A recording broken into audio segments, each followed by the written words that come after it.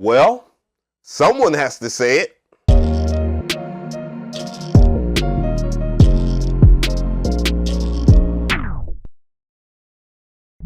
What is going on, guys? DJ App here with tech news. And today we're talking about and reacting to the news of the Novation circuit tracks, which is their second iteration of the Novation circuit. So did they improve on anything? We'll find out, and I definitely want to hear from you guys in the comment section of how you feel, because it means a lot to me to read your comments. You already know the biz. Let's begin. So here's the introduction video. I want to do a real-time reaction to it. I haven't watched it at all, so this is my first time actually seeing this Novation circuit track. So let's begin with that. I'll have it linked in the description box and with an affiliate link, so it will help support my channel only if you think that you should purchase it. Yeah, just like how review channels should do it. Make your own decision. Are you scared? But other than that, let's just go ahead. It looks pretty nice. I like the thin. Oh, it's hella thin. But what's up with the Lin drums though? Create in. Oh, I see mutate and deviate. So that's coming from the launch key. That's good. They actually put names on the parameter knobs. Micro SD. Why would you put micro SD on here? Oh my God, micro SD cards are the worst to keep up with. Effects on everything, okay.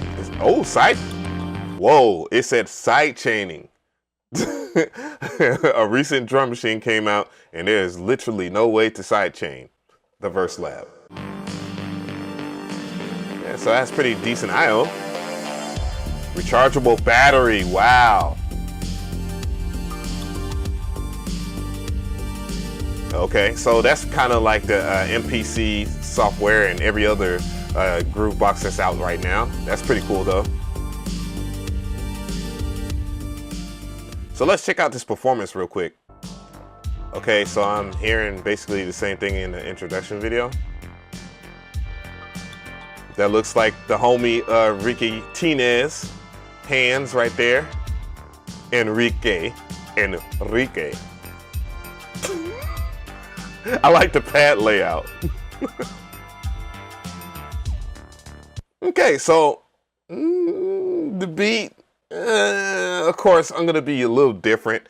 I mean, you know, I like that type of style of music, but I don't know. Nothing against Enrique, because he cooks up all the freaking time, and yeah, I love his house beats.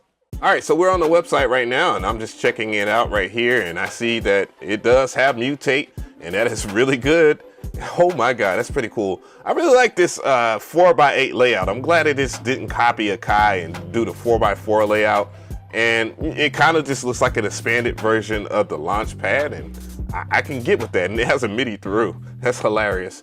But yeah, it looks like it's gonna be a pretty good thing. It has a battery in it, and there are definitely groove boxes that are way more expensive that don't have a battery pack. And man, that is, you already know I'm talking about the Machine Plus.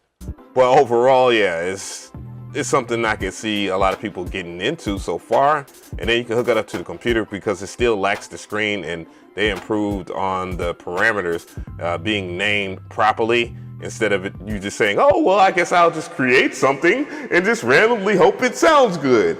Yeah, like I did not like that about the Novation circuit. I don't care who co-signs that bullshit. That's the main reason why I was turned off. So we're on sweetwater.com, as I would be, and they have it up, and it's on pre-order. 400 bucks, not a bad price. That's not a bad price at all. And yeah, I can see that it's nicely laid out, but I don't see an undo button.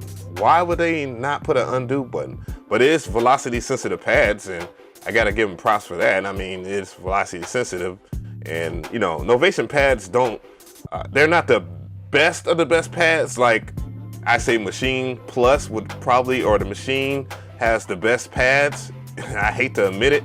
Then Akai has the second best pass if we're talking about the MPC series. The Force is a little iffy, but yeah, and the worst pass has to go to Roland. They will never improve on that. But so far, so good. Very good price. You know, they're just telling you basically all the things you need to know about it and all that stuff.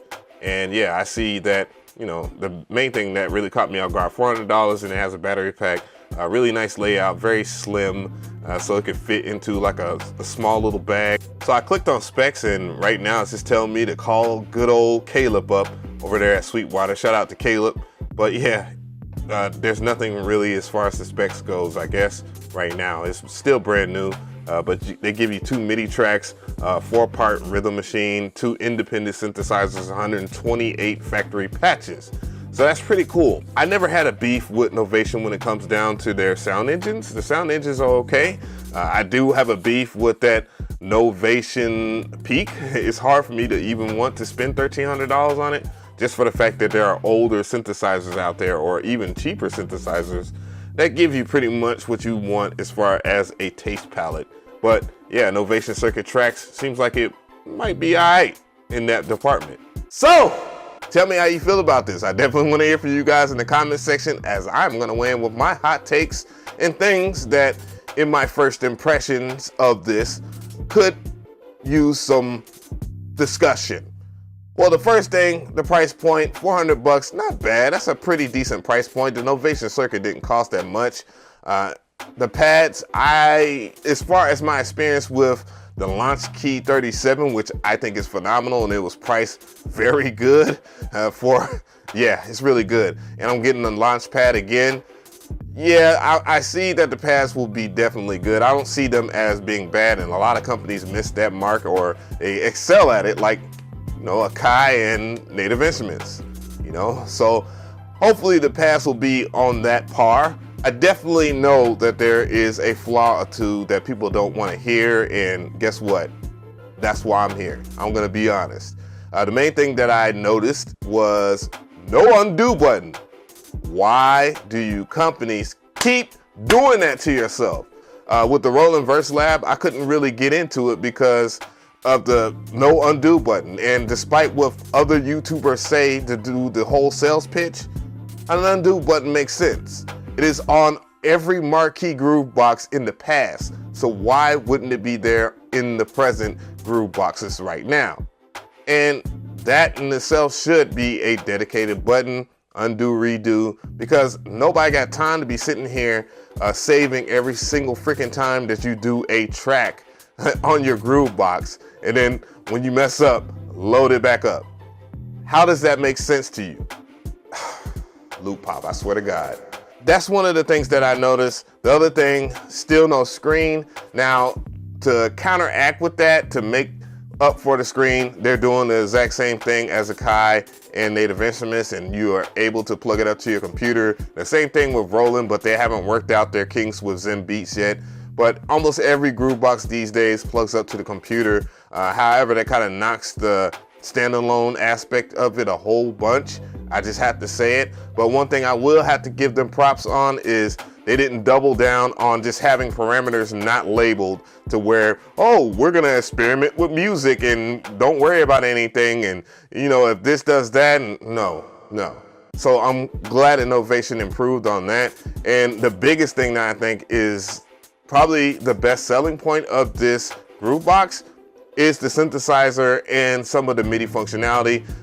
If you're into generative music, meaning like randomized MIDI notes or predefined scales and chords, well, it excels at that. The Launch Key 37, when I'm rocking it Ableton Live, it makes it so I don't have to use this thing right here. And boy, oh boy, does it compete with this Push 2, and the Push 2 costs a whole lot of money. My last two things I think are cons. Will definitely have to talk about the micro SD on the back. Like, dude, are you for real? Micro SD? Just put a full SD card on your machine. Well, I guess the second one really isn't a negative, to be honest. And it has a built-in battery, at least, which is kind of counterintuitive, because does it do Bluetooth? Can you put it to a Bluetooth speaker? Or you know what I'm saying? I'm just thinking about other devices that exists. But other than that though, it's still portable, built-in battery, and it's $400, and that's pretty decent.